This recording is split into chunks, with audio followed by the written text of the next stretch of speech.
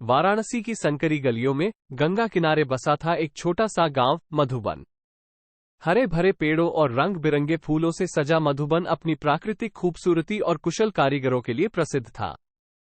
गांव के बीचों बीच एक छोटा सा मकान था, जिसकी दीवारों पर रंग बिरंगे मोर नाचते हुए नजर आते थे। इसी मकान में रहती थी सोनिया, एक चंचल और जिज्ञासु लड़की। सोनिया की उम्र 10 साल के करीब थी। उसकी आंखें काले मोतियों जैसी चमकदार थीं और घुंघराले बाल बिखरे हुए अक्सर उसकी कमर तक पहुंच जाते थे। सोनिया को बचपन से ही कला में गहरी रुचि थी। वह अक्सर सुबह उठकर पेड़ों की पत्तियों और फूलों को इकट्ठा करती थी। इन प्राकृतिक रंगों से वह अपनी दादी के पुराने कपड़ों पर खूबसूरत चित्र बनाती थी। गांव की दीवारों पर भी कभी कभी सोनिया की कलाकारी देखने को मिल जाती थी। ये चित्र गांव वालों को इतने पसंद आते थे कि वे अक्सर सोनिया की तारीफ करते थे। एक सुबह सोनिया हमेशा की तरह फूल इकट्ठा करने के लिए गांव के बाहर निकली। गांव के बाहर ही एक बरगद का विशाल पेड़ था, जिसकी जड़ें जमीन पर मानो सांप की तरह फैली हुई थीं। पेड़ की ठंडी छांव में बैठकर सोनिया फूलों को बीन रही थी। तभी उसे कुछ दूरी पर एक बूढ़ी महिला एक पेड़ के नीचे बैठी हुई दिखाई दी। महिला के हाथों में एक चमकदार धागा था, जिसे वो धीरे धीरे कताई जा रही थी।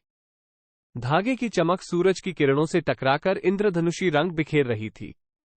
सोनिया उस अनोखे धागे की खूबसूरती से मोहित हो गई। उसने कभी ऐसा चमकदार धागा नहीं देखा था। वो अपने फूलों की टोकरी वहीं छोड़कर महिला के पास दौड़ती हुई चली गई। दादी, यह क्या है? सोनिया ने महिला से उत्साह से पूछा। महिला धीरे से अपना चश्मा सीधा करती हुई सोनिया की ओर देखी। महिला के चेहरे पर झुर्रियों का जाल बिछा हुआ था, लेकिन उसकी आंखों में एक खास चमक थी। बच्ची, ये रेशम का धागा है, महिला ने मुस्कुराते हुए जवाब दिया। रेशम? वो क्या होता है? सोनिया ने फिर पूछा। महिला ने सोनिया को अपने पास बिठा लिया और धीरे से उसे रेशम के बारे में बताना शुरू किया। उसने बताया कि रेशम का धागा रेशम के कीटों से बनता है।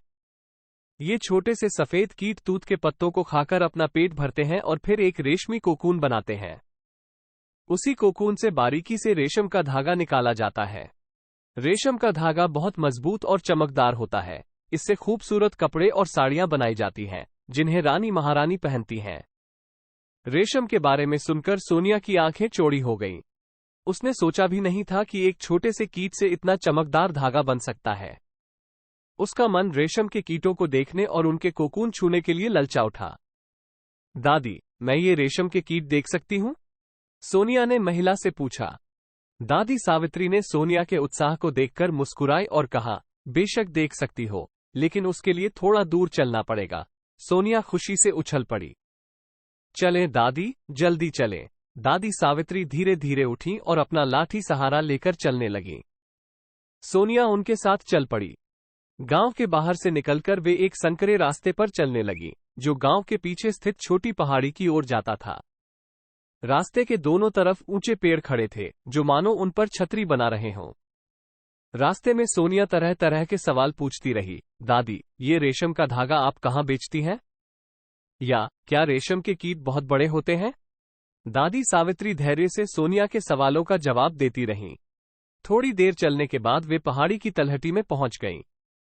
वहां एक छोटा सा मकान बना हुआ था, जिसके चारों तरफ तूत के पेड़ों का एक छोटा सा जंगल लगा हुआ था।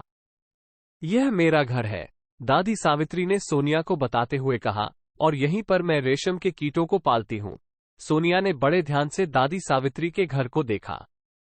घर की दीवारें मिट्टी की बनी हुई थीं और छत पर सूखी घास बिछी हुई थी। घर के पीछे बने एक छोटे से कमरे में दादी सावित्री ने सोनिया को ले जाया। कमरे के अंदर चारों तरफ लकड़ी की जालियां लगी हुई थीं, जिन पर सैकड़ों सफेद रंग के कीट छोटे छोटे डिब्बों में बैठे हुए तूत के पत्तों को खा रहे थे। देख, ये है रेशम के कीट, दादी सावित्री ने सोनिया को कीटों की तरफ इशारा करते हुए कहा। सोनिया ने ध्यान से उन कीटों को देखा। वे रेशम के कीट बिल्कुल भी खतरनाक नहीं लग रहे थे। वे धीरे धीरे पत्तों को कुतर रहे थे और उनके शरीर से एक चमकदार धागा निकलता हुआ दिखाई दे रहा था। दादी, ये धागा ही तो रेशम का धागा है ना? सोनिया ने पूछा। हाँ, बिल्कुल, दादी सावित्री ने कहा। लेकिन ये धागा अभी बहुत छोटा है।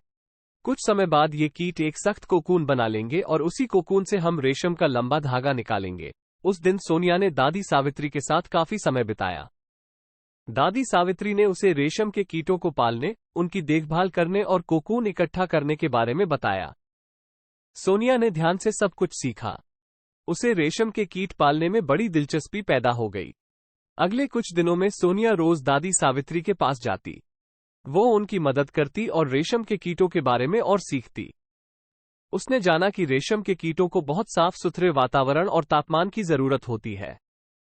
उन्हें नियमित रूप से ताजे तूत के पत्ते खिलाने पड़ते हैं। कुछ समय बाद दादी सावित्री ने सोनिया को बताया कि अब रेशम के कीट कोकून बनाने वाले हैं। सोनिया बहुत उत्सुक थी। उसने देखा कि रेशम के कीट अपने शरीर से एक चमकदार धागा निकालकर अपने चारों तरफ एक सख्त कोकून बना रहे थे। कुछ दिनों बाद सभी कीटों ने कोकून बना लिए। अब बारी थी कोकून से रेशम का धागा निकालने की। दादी सावित्री ने सोनिया को बताया कि कोकून से धागा निकालने के लिए एक खास प्रक्रिया अपनाई जाती है, जिसे उबाला कहते हैं। उबाला में गर्म पानी का इस्तेमाल किया जाता है, जिससे कोकून में मौजूद रेशम का कीट मर जाता है और कोकून का रेशमी धागा नष्ट होने से बच जाता है। सोनिया को यह प्रक्रिया थोड़ी क्रूर लगी, लेकिन दादी सावित्री ने उसे समझाया कि रेशम का कीट अपने कोकून से बाहर नहीं निकल पाता है और वैसे भी मर जाता है। उबाले के बाद कोकून को धीरे से खोलकर उसमें से रेशम का धागा निकाला जाता है। यह एक नाजुक काम होता है, क्योंकि धागा बहुत पतला होता है।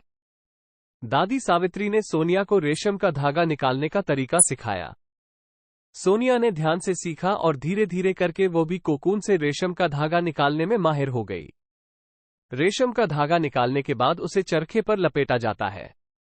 चरखा एक पारंपरिक उपकरण होता है, जिसकी मदद से कई रेशमी धागों को मिलाकर एक मोटा धागा बनाया जाता है। दादी सावित्री के पास एक पुराना चरखा था, जिसे वो बड़ी ही कुशलता से चलाती थी। सोनिया को चरखा चलाना बहुत मजेदार लगता था। वो बैठकर घंटों चरखा चलाती रहती और रेशमी धागों को मिलाकर एक मोटा धागा बनाती। इस काम में उसे बड़ी संतुष्टि मिलती थी। कुछ समय बाद दादी सावित्री ने सोनिया को रेशमी धागों से रंगना भी सिखाया। वे प्राकृतिक रंगों का इस्तेमाल करती थीं, जैसे हल्दी से पीला, मेहंदी से हरा और लाल चंदन से लाल रंग। रंगे हुए रेशमी धागे और भी खूबसूरत लगते थे। धीरे धीरे सोनिया रेशम उत्पादन की पूरी प्रक्रिया सीख गई। वो रेशम के कीटों को पाल सकती थी, कोकून से धागा निकाल सकती थी और धागों को रंग सकती थी। एक दिन दादी सावित्री ने सोनिया से कहा, अब तू खुद का रेशम का कपड़ा बना सकती है। सोनिया बहुत खुश हुई। उसने अपनी दादी की मदद से रंगे हुए रेशमी धागों से एक छोटा सा दुपट्टा बनाना शुरू किया। वो बारीकी से धागों को बुनती गई और कुछ दिनों में एक खूबसूरत रेशमी दुपट्टा तैयार हो गया। दुपट्टा इतना सुंदर था कि देखते ही बनता था। उसके रंगों में एक खास चमक थी और छूने में वो बहुत नरम था। सोनिया को अपने हाथों से बनाए हुए इस दुपट्टे पर बहुत गर्व था। उसने उसे पहनकर पूरे गांव में घूमी। गांव वालों ने सोनिया का दुपट्टा देखकर उसकी खूब तारीफ की। उन्हें यकीन नहीं हो रहा था कि इतना खूबसूरत दुपट्टा एक छोटी सी लड़की ने बनाया है। सोनिया की कलाकारी की खबर पूरे गांव में फैल गई। गांव की कई महिलाएं दादी सावित्री के पास आईं और उनसे रेशम उत्पादन सीखने की इच्छा जताई। दादी सावित्री उन्हें मना नहीं कर सकी। उन्होंने सोनिया की मदद से गांव की महिलाओं को रेशम के कीट पालने, कोकून से धागा निकालने और रंगाई का काम सिखाना शुरू किया। धीरे धीरे मधुबन गांव रेशम उत्पादन के लिए जाना जाने लगा। गांव की महिलाएं मिलकर खूबसूरत रेशमी कपड़े, दुपट्टे और साड़ियां बनाती थीं। ये कपड़े इतने महीन और चमकीले होते थे कि दूर दूर से व्यापारी उन्हें खरीदने के लिए आते थे। सोनिया इन सब चीजों को देखकर बहुत खुश होती थी।